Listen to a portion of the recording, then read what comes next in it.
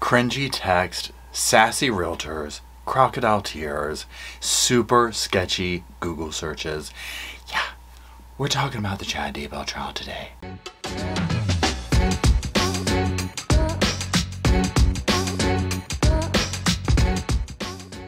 Hello, Sofa Squad, and welcome back to the sofa. Sofa's back here. Roscoe's a little disgruntled on it right now, but that's okay. He'll settle in a minute.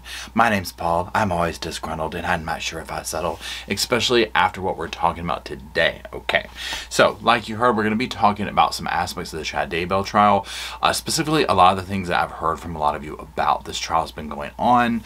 I followed it here and there a little bit. I've had some stuff going on, so it's been kind of hard for me to watch the trial verbatim and go live with it or whatever, but don't worry, I've been in the background lurking. So what I wanted to do today was pay attention to specifically a few different aspects, and I mentioned them in the beginning. Number one, some of those cringy text messages between Lori and Chad. We'll go over those first. The crocodile tears from Chad, the sassy reading from the realtor was classic, and then some of those Google searches from Adam we'll finish it out with. So that's it. Now, with that being said, if you do want to follow Roscoe and I outside of the old YouTube, we're on the Instagram. It's on the screen. It's in the description. Go on and give it a follow.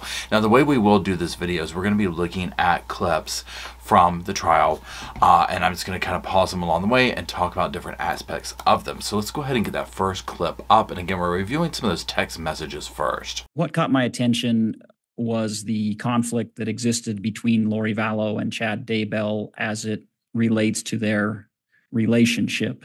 At this point, Charles Vallow has been dead for almost a month, and Lori Vallow wants her and Melanie Boudreau to travel to Rexburg, Idaho to spend time with Chad Daybell. Now, I wanted to put that first clip up there just to give us some context of what's going on here. So you heard him say Charles Vallow, he's been passed, Tammy's still alive. Lori's wanted to make this trip. So you're going to see a lot of this pressure being put from Lori onto Chad. And this dynamic is obviously sickening and angering, but it also gives us so much insight into how their relationship functioned, or should I say dysfunctioned. You determined that Chad Daybell had different plans during this time? Judge, objection. That's leading. Your Honor, he's already answered that. Overruled. Yes, he had a family vacation planned. Now, here's the thing that's very angering about this as well. So first of all, when we're hearing this, and we're seeing these text messages, we'll get into those here in just a minute. You know, is hearing this, they have family vacation, they have this going on, that going on, and listening to these two talk, it's like they just hate everybody who gets in the way of them seeing each other, you know, and carrying out their little plan or whatever. But as the detective will point out later, you know, it becomes obvious with the way they're talking, they know their little distortions aren't true, which is even more infuriating, I guess, because of the premise that it's almost like you can tell how they're just using that, how it's just their shtick, their grift, whatever. From the content of the iCloud, this was the first big fight they had had, and it appeared that they were at odds with one another, and Chad Daybell's comments was that his heart was crushed and he would never stop loving her. Now, what I want to do is just kind of pause here for a second and take a look at this. And brace yourselves for this, because y'all, it's a painful, brutal cringe watch, okay? I mean, it's yikes, okay? But the first one up here, and now this is from Lori to Chad. Remember, they're talking about Mel, not Melanie, Melanie Gibbs, but her niece, Melanie. So Mel wants us to come up there tomorrow, but I said maybe Thursday to Sunday, next Thursday to Sunday. What do you think? And then the next is from Lori to Melanie Boudreau. We just had a big fight. Probably no go next week. And then she does some little emoji things. And then we have from Chad to Lori. My heart is crushed, but I will never stop loving you. And then the next text is from Chad to Lori. You're the best. I hope your day goes well. I adore you. And then the little lip emoji. My God. Now the next one is from Chad. Absolutely excruciating to be cut off from you. I love you.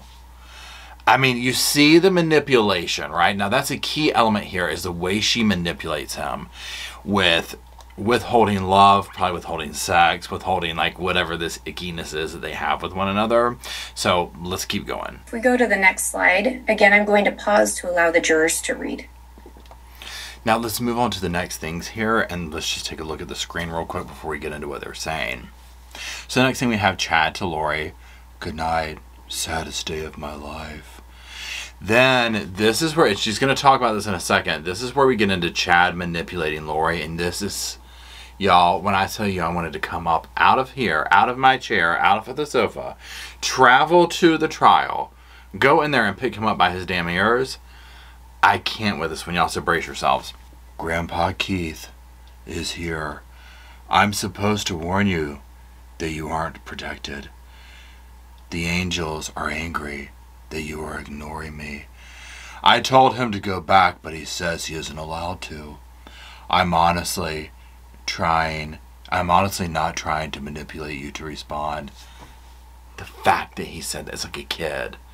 Honest to God, I'm not trying to manipulate you to respond, okay? Grandpa Keith is really here and he's pissed, okay?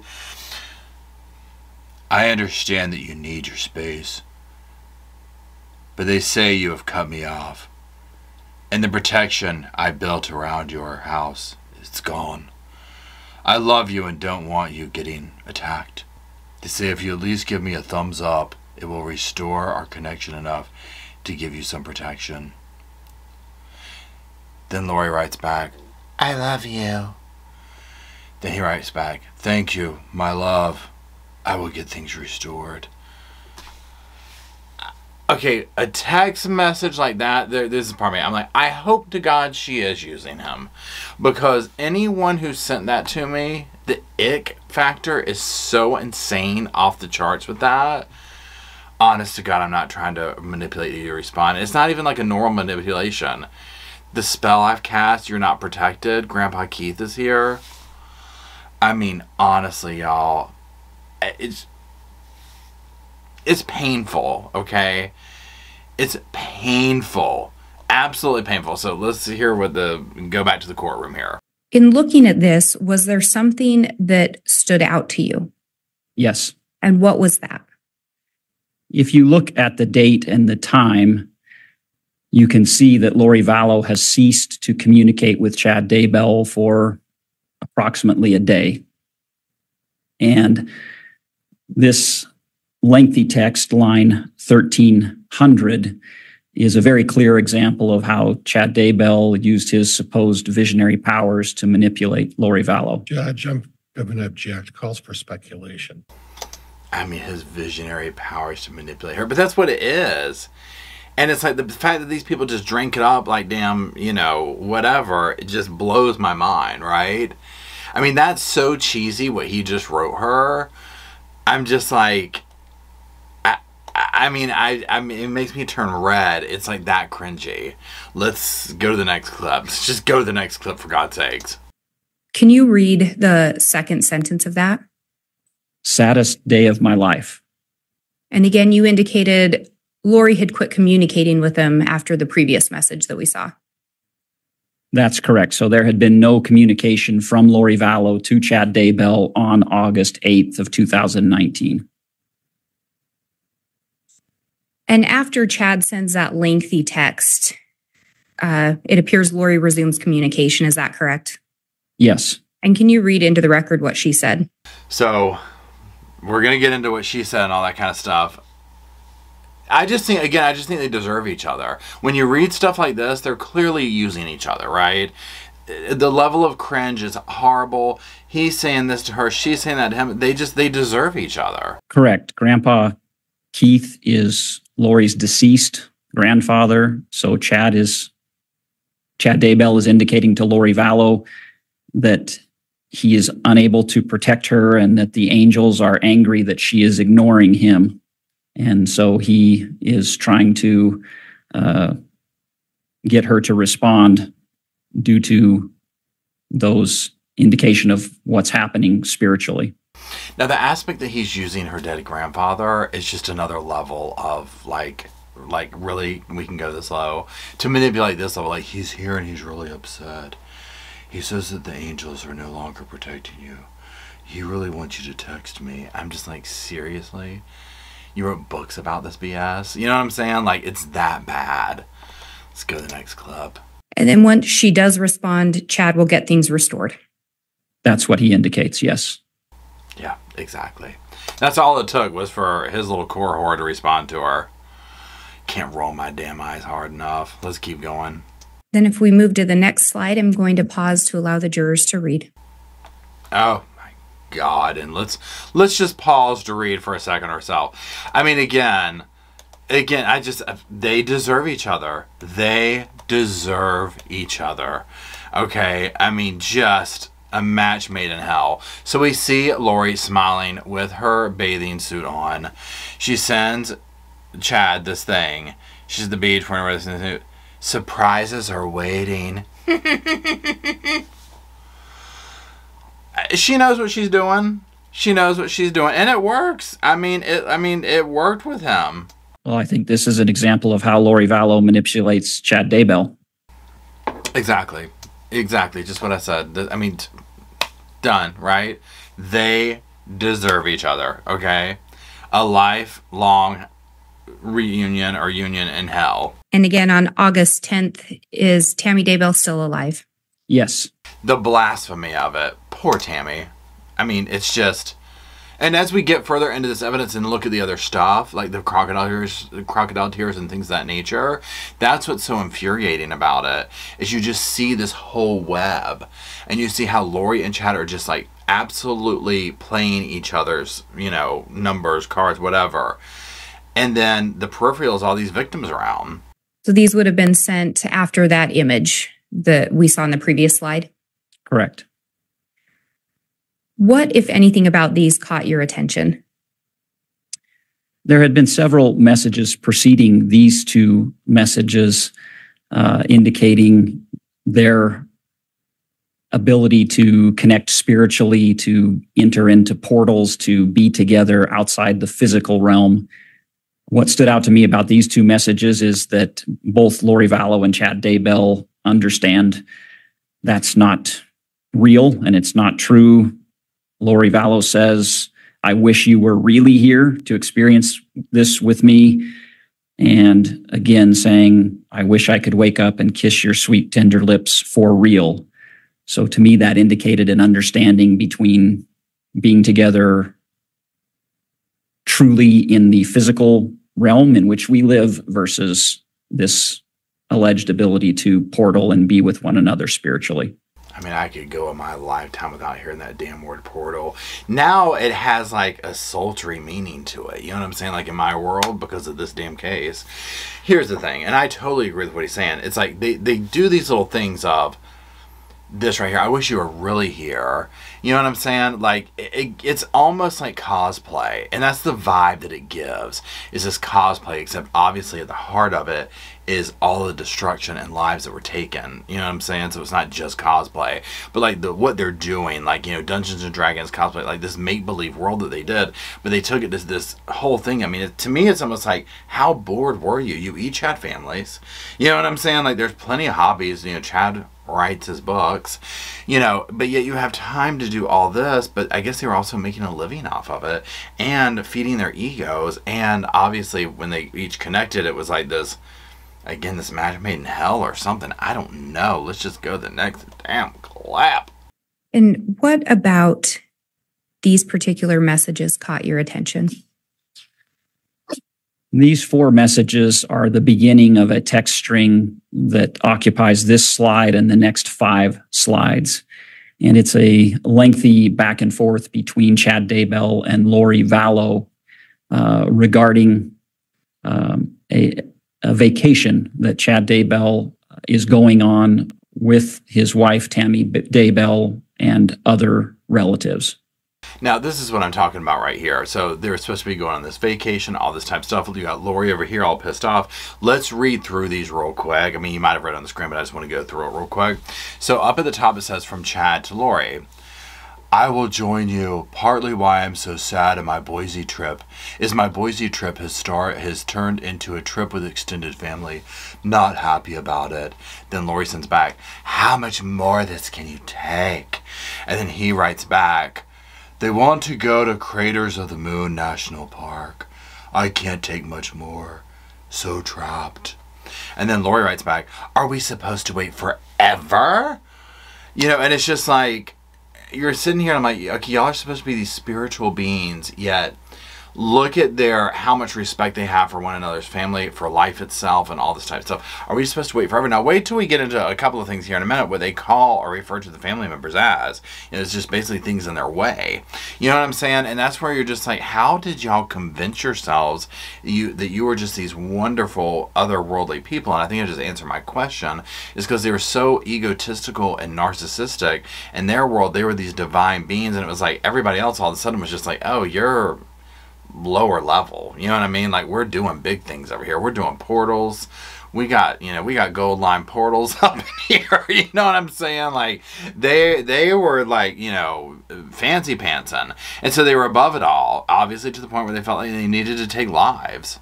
And Agent Hart, you indicated this is a continuation from the previous slide. Is that correct? Yes.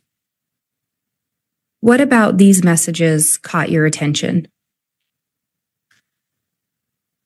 First of all, the date caught my attention. This is 1 month to the day after Charles Vallow had been killed, and approximately 10 months into the relationship between Lori Vallow and Chad Daybell. Subsequent to Charles Vallow's death, the pressure being put by Lori Vallow on Chad Daybell for them to be together increased significantly. And so you see in these messages that Lori Vallow is asking, is that what he wants, for me to sit around waiting for you endlessly and you miserably wasting time? It doesn't feel right. And so these messages are a good indication of their thoughts as it relates to their ability to be together in the current circumstances that they find on that date. Okay, so let's read through them real quick together here. So the top of the page, it says, from Chad to Lori, no, but the next 2 days will be torture. Thankfully, I will be alone most of Wednesday and beyond.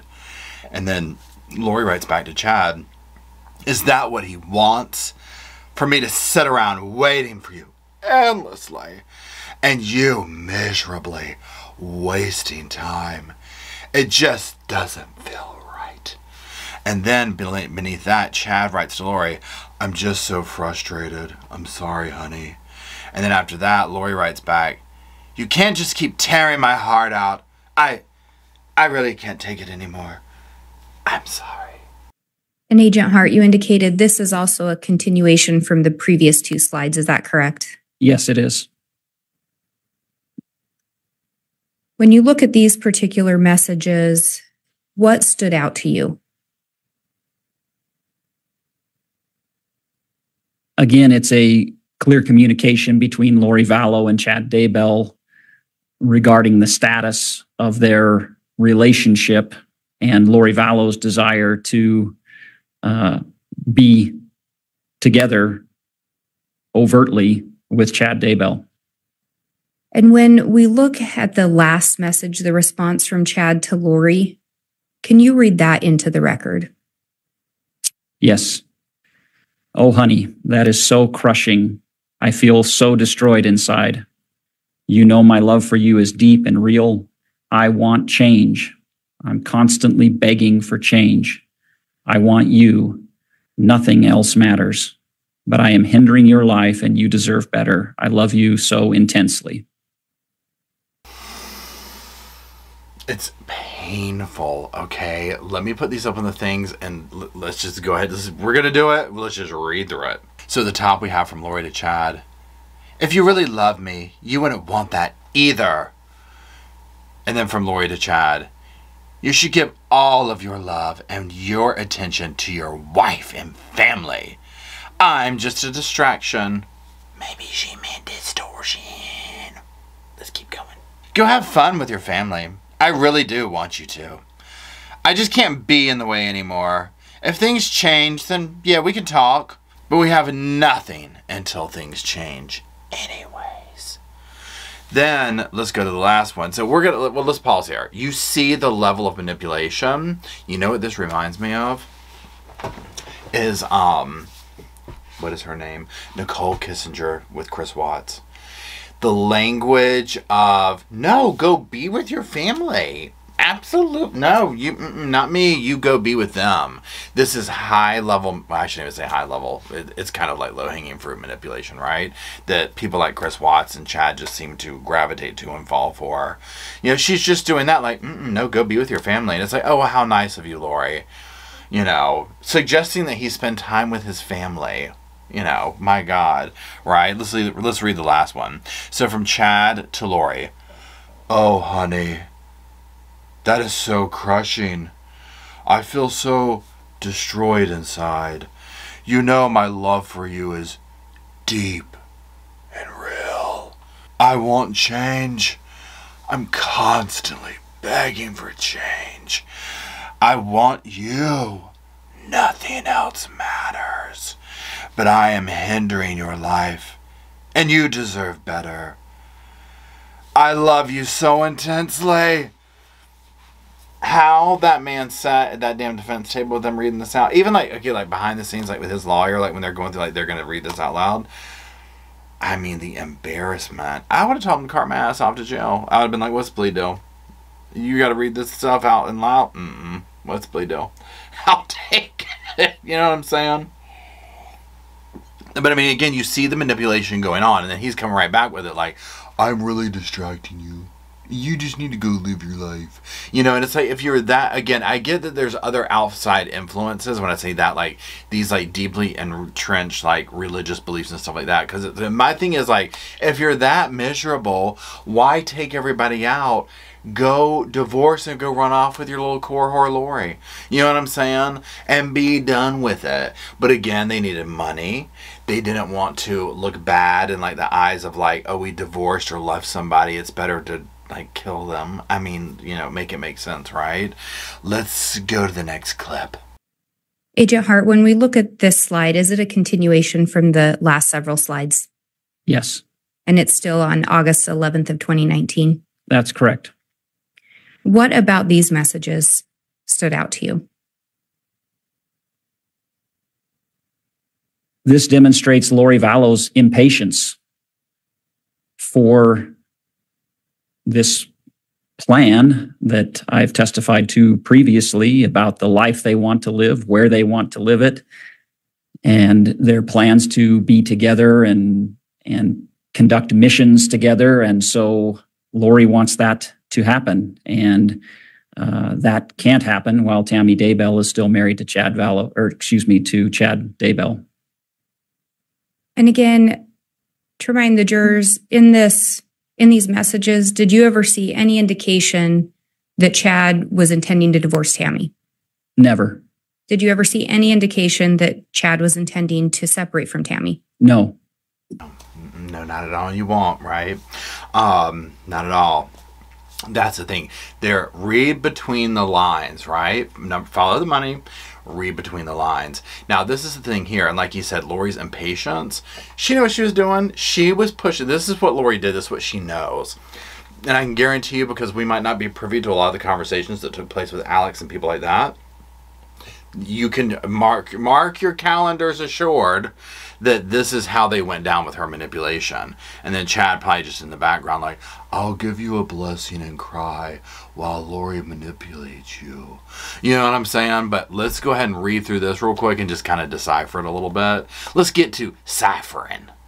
Okay, so here on the screen here at the very top, you're going to see from Chad to Lori. But I will leave you alone, as excruciating as that will be, until I hear from you. And then Lori comes back, because so here's the thing. He like puts it back. He throws the ball back to her side. Pretend they're playing two square. He hits that ball back into her thing. You know, she can't just sit there and do that, because now it's like, well, damn, that backfired. So she's got to come back. You know what I'm saying? So here's what she says. She's like, you can't say to me nothing else matters, because everything is before me. If that's what the Lord wants, then she starts over. I just need to do something else so I can pull myself out of this deep despair. It's not like me to be this way. It's been way too much for way too long. Then from Lori, the last one, the pain, it's unbearable. I mean, the dramatics between these two, again, they deserve each other. Absolutely deserve one another. And all their misery. So she had to bring the Lord's name into it too, right? If that's what the Lord wants, Jesus, I mean, come on. Seriously? She knows exactly what she's doing. I wish, in this moment here, I wish Chad would have been a man and been like, you know what? That's what you want? Okay, you got it. I'll leave you alone. I'll go spend time with my wife and kids. Maybe we just need to revisit this later. You know what I mean? But be firm about it. But he wanted that, right? He didn't know what to do with Lori, right? He had the grand prize in his world. He couldn't walk away from that. Let's continue. And again, Agent Hart, this is a continuation from the previous slides. Is that correct? It is. What about these particular messages stood out to you?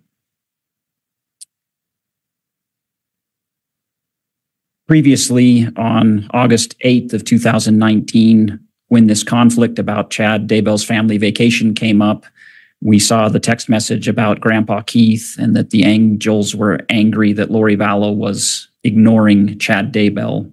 The middle line of this text is a reference to that exchange that occurred 3 days previously, where Lori Vallow is now asking Chad Daybell, are you going to threaten me that I'm unprotected for putting Chad Daybell aside? And his response is absolutely not.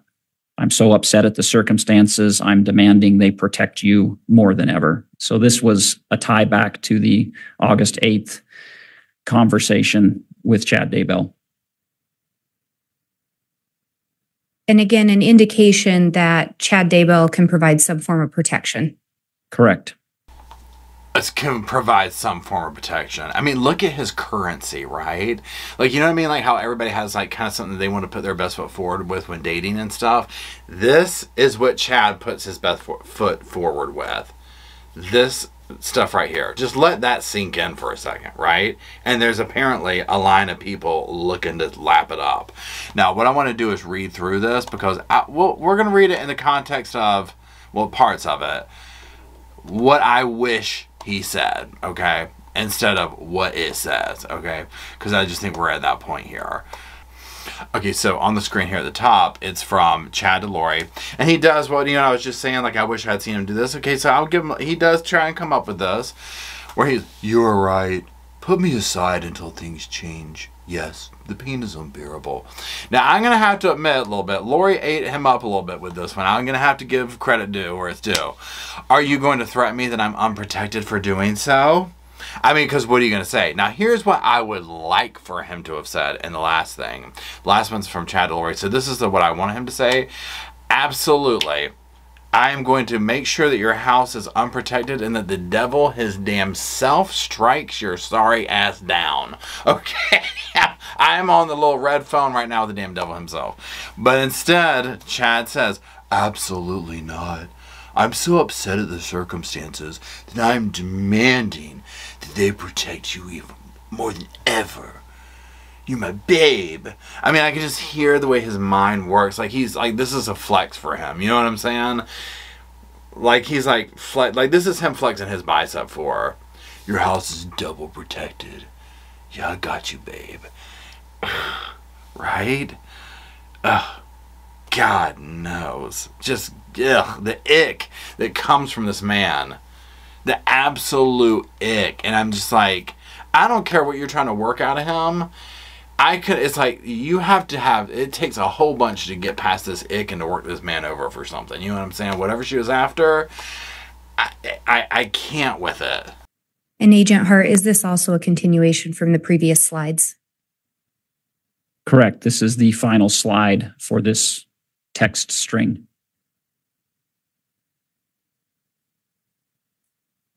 And with this one, if we break it down a little bit, looking specifically at that second text from Chad to Lori, are there certain things in that text that stood out to you? Absolutely. What were those? The first is, it's mainly the second sentence. We are surrounded by telestial relatives that are simply obstacles. Do you know what the reference telestial relatives would be in relation to? Or actually, let me back up. Through your investigation, did you learn or determine what telestial relatives would be referencing? Yes. What did you learn that to be?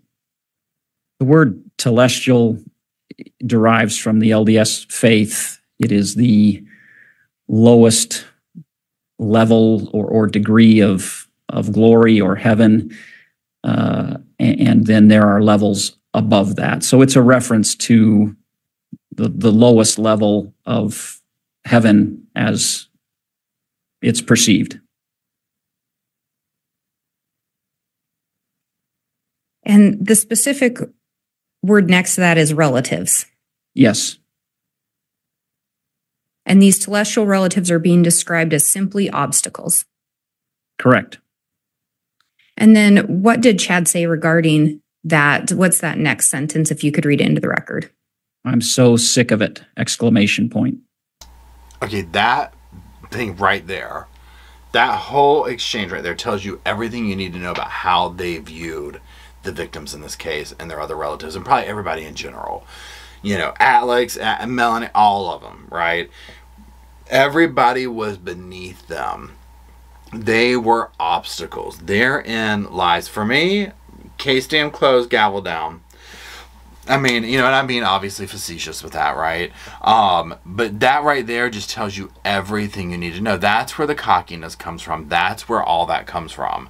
So what I want to do is just put that screenshot up here and let's go over it. Like, let's read it through it real quick. So at the top, it says, from Lori Vallow to Chad, I'm so alone without you. It's devastating. And then from Chad to Lori, I feel so alone too. We are surrounded by telestial relatives that are simply obstacles. I'm so sick of it. And then beneath that from Lori to Vallow, me too. What is it that you really want? And he says, I want to be with you. That is my greatest hope and dream. I would happily join you tomorrow if it felt like heaven would not strike us down. There you go. There you go. So you see the pressure coming from her of like, what do you want? What do you want? What do you want? Let's get together. Let's get together. And he has this like whole like, hold on now. Calm down. Just settle down. You know, kind of a thing. And she's just pushing it. There is this sense of like she is this forbidden fruit, almost like naughty, and it's probably like a turn on to him because if you follow me or the case, you know, we read through like Loin Fire and these like saucy text messages that he wrote to her, that little book and stuff like that. She is like this naughty, dirty little secret for him, and it's like it's naughty. That's the only word I know how to use to describe it. You know, it's like a bad boy kind of a thing, and I think that was so intoxicating for him. And she's fawning on him, and he's like, yeah, man, I've got like a 5-foot long portal, you know, and all this like just gross, idiotic stuff, you know what I'm saying? And she's just lapping it up, and it's almost like he's finally able to have this person who sees in him what he wants everybody to see in him. You know, and it's in Lori, you know what I mean? Like where she's just like coming at him in this way, but also challenging him, but also at the same time making herself available to him in a way that a woman probably hasn't before. You know what I mean? Like kind of in this like dirty kind of a way. And it drove him crazy. So now what I want to do is let's switch things up here a little bit, okay? Let's go a little bit lighter here, right? Let's switch things up to watching Pryor get ate up, okay? Now, what we're going to be watching, the context is the realtor. He's on the stand. So many of you have hit me up about this. So he's on the stand. Pryor is questioning him. And my opinion of watching this is Pryor thinks, you already know how Pryor's vibe is, right?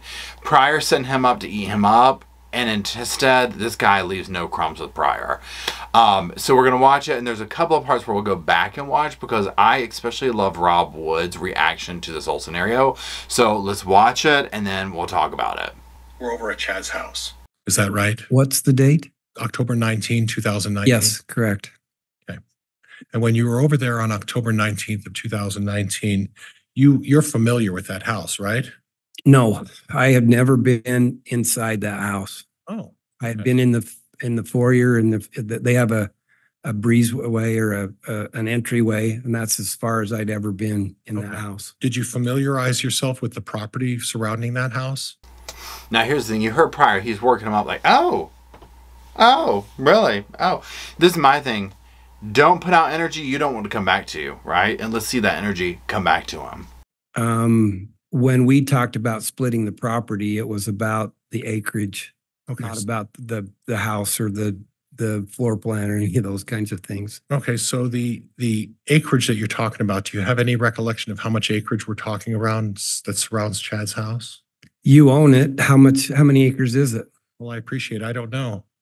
Judge, could we have a sidebar? Yes. Well, I appreciate it. I don't know. Judge, can we have a sidebar? Let's get out of here, right? He just it was almost like a common sense thing. Well, you own it. How much is it? You could have heard a pin drop. I mean, that was like, what? The fact that he said that, and again with prior, I'm like, don't sit up here trying to like be a certain way with people when you already know your back porch is messy too. You know what I mean? Like, and I get it's prior's job, and I know I have a bias, and I know that. Like, I get that, right? 100% understand that, respect that. But that's where you get this kind of behavior. Now, what I want to do now is let's watch them go to the sidebar, okay? And then we'll talk about it. Watch Rob.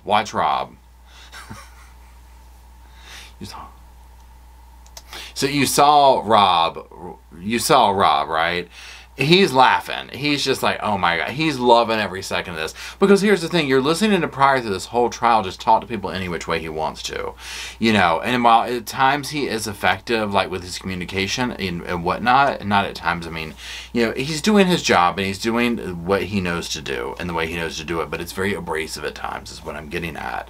Now let's listen to what the judge has to say when they come back.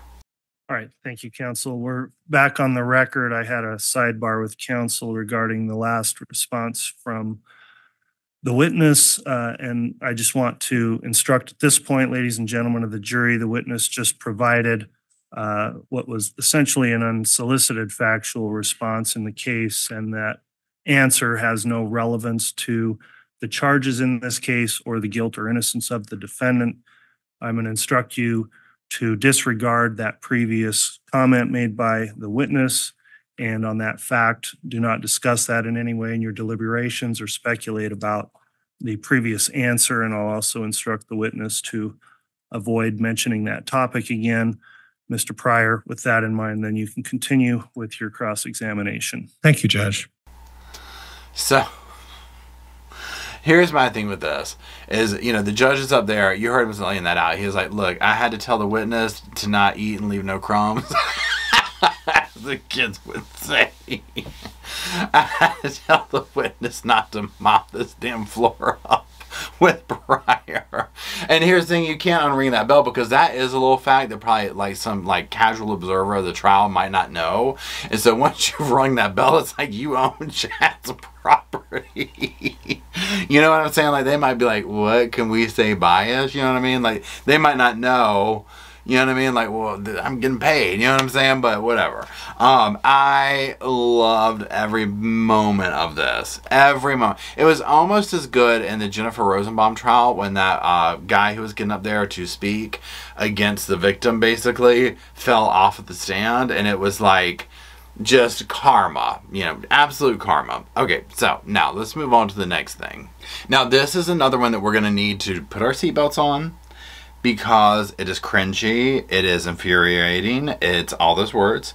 We are going to watch Crocodile Tear Chad muster up some feelings when he listens to the 911 phone call about Tammy. Now, there's going to be some things that I want you to pay attention to. Notice that once Pryor touches him, it's almost like a cue of like, you know what I'm saying? Where it's like, it just feels so fake and put on, but let's let the camera speak for itself, or the video. Let's roll the damn tape is what I'm getting at.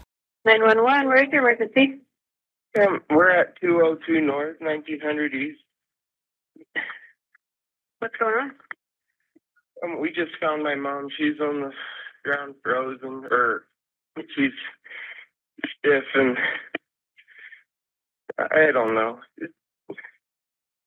Are you in Madison County or Fremont County? Hello, I'm Chad, the husband.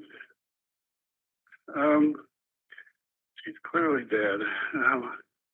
We don't Oh, know. sorry. Okay. Okay. Are you in Rexburg or because your address shows Rexburg address, but you're in Fremont County? It's a mile past. Okay. the line. Oh, no. Okay. Oh.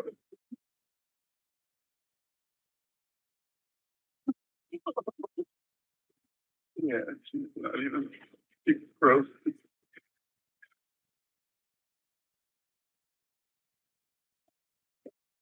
Okay. Can I get your name? Chad, Daybell. Oh man. Oh. Okay, Chad. I'm gonna get somebody out to you right now. Okay. Yeah, the corner where the blinking yellow light is with the red house. Yes, sir. Red house on the corner. Yes. Blinking yellow light. Right. Okay. We'll get somebody out to you. Okay. I'm so sorry. Okay. If you need anything else, to call me back. Okay. Okay.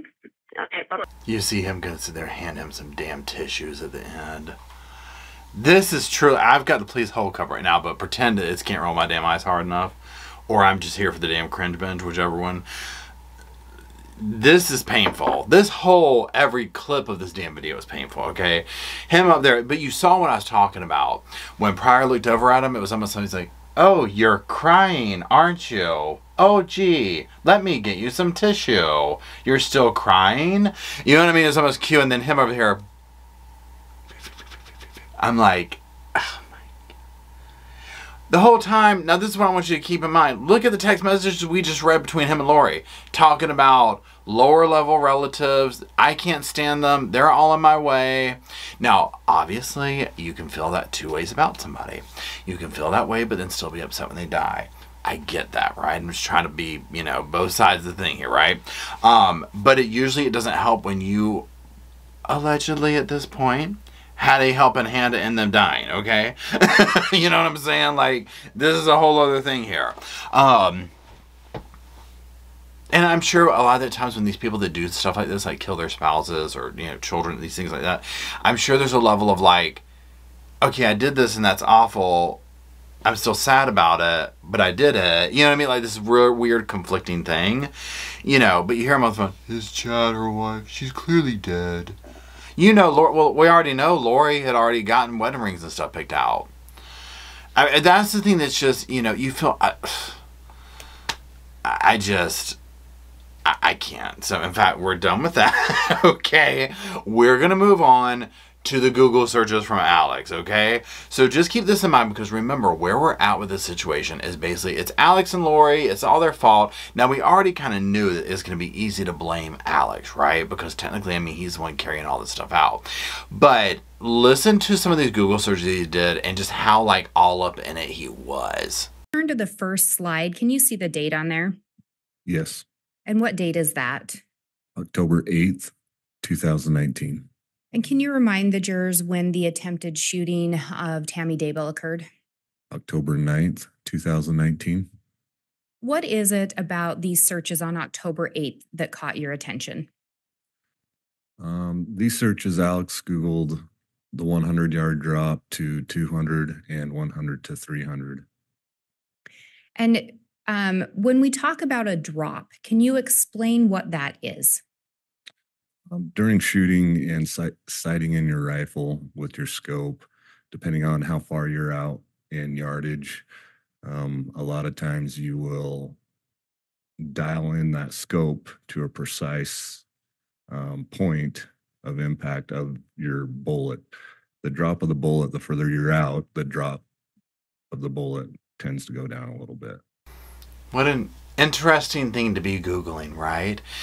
The Google searches, I mean, here's the thing. Once they started getting evidence and stuff, Alex was messy. Okay, he was very messy. But again, for Lori and Chad, they probably liked it that way because it was going to make it all. He was, in my opinion, always going to be the fall guy.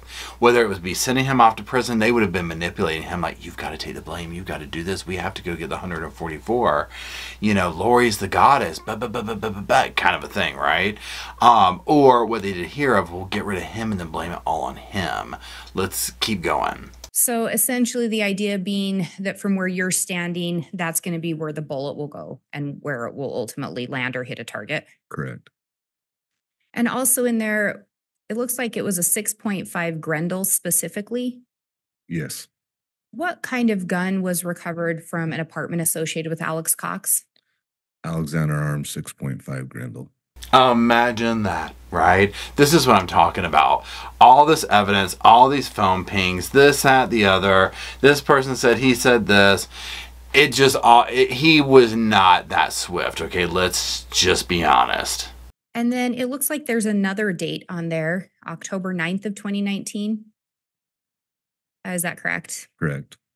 And there's some additional searches there. What about those caught your attention? He searches just different uppers for ARs, muzzle energy brake of a 6.5 Grendel, and sizing of frog tog pants.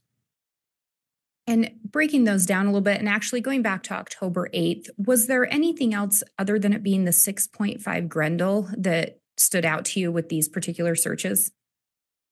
Not at this time to me, no. And then on the October 9th, we've talked about the 6.5 Grendel. What about the frog tog sizing caught your attention? There were some frog togs purchased on this same day at a different location. But of course it was. Yeah, you know, it's just, the evidence speaks for itself in this. I mean, that's the thing. Here's the thing. If Alex was still alive, it would not be looking good for him, okay? The evidence is so incredibly damning. I mean, you can see, you can piece it together. You can see what took place, how involved he was, the manipulation on his part, him just literally, you heard, I think it was Dilemma or anyone that was like involved in the situation was like, oh yeah, he believed this stuff through and through, hands down, it was the gospel.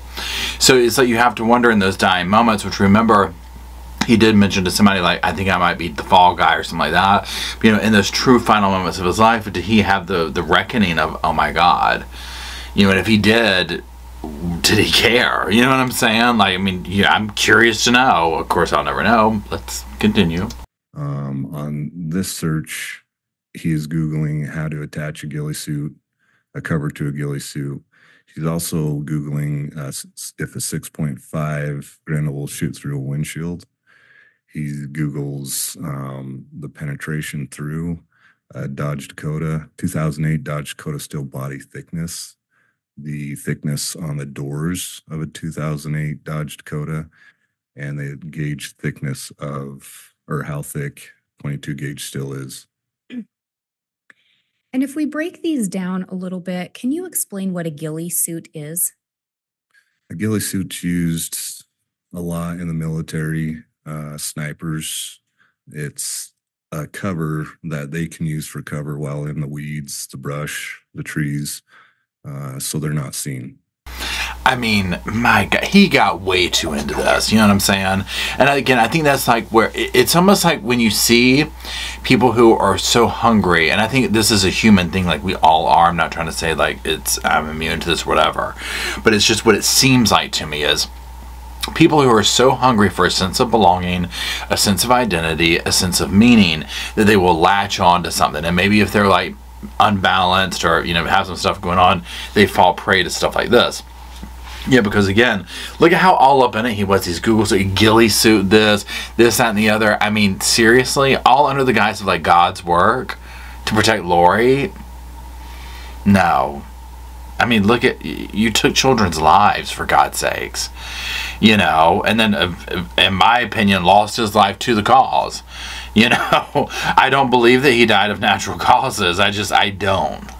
And what about a 2008 Dodge Dakota stood out? Tammy Daybell and Chad Daybell had a 2004 Dodge Dakota registered to them. I mean, I've heard damn enough. Here's my thing. And he's going to sit over there crying, talking about being sad over her death. No. To me, it is very clear what happened. Now, again, if you follow me, you know I'm not no lawyer, I'm not no doctor, I'm none of that fancy stuff. I am not credentialed to be giving out any kind of real advice or analyzation. This is just viewpoints from the sofa. You know, I understand that prior, and any defense lawyer for that matter, right? They have a job to do. They have to defend the person, right? We'd all want this. I get it. I have no problem with it. Obviously, there's going to be a bias, and you know, especially heated things like this. We followed it for years. Children are involved. Innocent people are involved.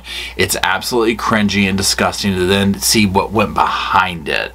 You know, on Lori's part and Chad's part, like the whole thing. You know, Alex's part, everything.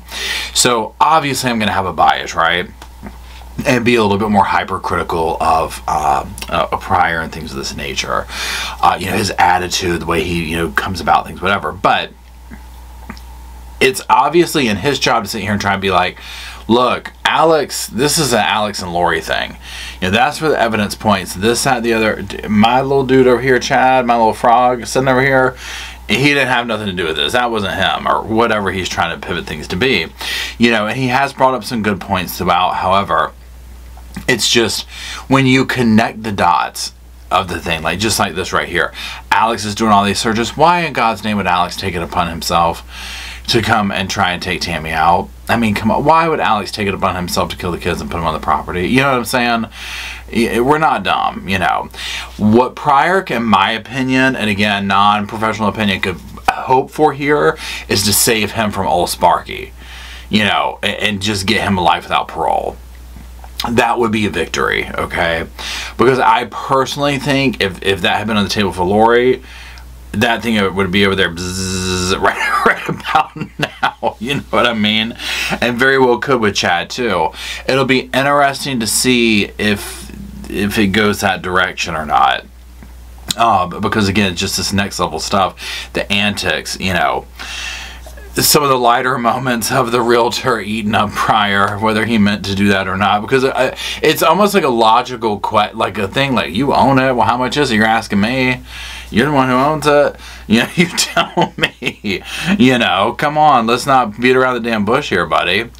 The text messages between Chad, I mean, y'all, the cringe between those two, can you imagine in the beginning, like when like they had just met, and like say you're Melanie Gibb and you're kind of a third wheel in situations? Ugh. Oh, you know they're cringy as hell, just all over each other. Imagine those weird, awkward times where they were going to Lori's house for those meetings, you know, and being all secretive and stuff. Ugh. You already know the kind of couple that they were, you know what I'm saying? But there's an added layer because they had to like keep it on the down low because obviously they were married, obviously the church, all these other things. And again, I just think that fed into it. I really think that fed into the naughty, touch the hidden flame of desire vibe, especially for Chad. Lori had already touched that thing several times by the time she met Chad. Let's just be honest. Okay. You know, she had kind of already, and again, he might have viewed her as a little bit of a bad girl. You know what I'm saying? Like, in that context. You know, because he was probably used to kind of like what he saw. You know, they came from a small town. They were very entrenched in religion. You know, Lori cared about, you know, just the things she kept, makeup and this and that, and she had multiple husbands and things that he probably wasn't used to. And, you know, I think he looked at her as arm candy, and she knew how to drag that out. I think that Lori knew how to use and market herself as currency, not just with Chad, but throughout. You see it in the text messages. You see she knows how to work him over, talking about, oh, you just go ahead on, and, you know, this, that, and the other. Oh, I wish that you could be in my portal. And, you know, all the just absolutely insane stuff that we've had to be, you know, subjected to throughout this trial. So, that being said, I am sure we will have another plethora of cringe to cover in this as it continues on, because there's, I mean, this is very in-depth here, right? This is a very lengthy trial. So we'll keep it coming. If there's parts that you want me to go over and look at, by all means, send them to me or whatever, y'all. We're going to do a live chat here soon, and I'll announce it. And again, if you're on the replay, then it probably would have already happened, but you know what I mean. For those just watching it for the first time when this comes out, be on the lookout. I'll do a post about it. So that's it. I appreciate you watching. Let me know what you think down in the comment section. Roscoe is in my lap. He's gone back and forth between the bed and here, so that's what he's been up to. So anyways, but he does ask that you drop some sofas down in the comment section so we have a place to go sit, hang out, talk about the Daybell trial and all the other cases we talk about here on the sofa. And until we do that, we'll see y'all soon. I just wanted to say thank you again for watching the whole video, and also thank you for being part of the Sofa Squad. Special thanks to all the Patreon members, channel members from both of my channels, everybody who likes, shares, subscribes, comments in the comment sections. It helps the channel out so much. Now don't forget, I do have that other channel, the podcast channel. That's where we go live, we hang out, we talk. We have kind of sort of a schedule, but just be sure and check it out. I'll put it up here on the screen. Also, if you're looking for merch, be sure to check out my Teespring store. I'll put that up here. And then, like I said in the beginning of the video, if you want to follow me and Roscoe on the Instagram, go on, check it out. It's right here on the screen again. But once again, thank you very much. I really appreciate you being part of the Sofa Squad, and I'll see you in the next video.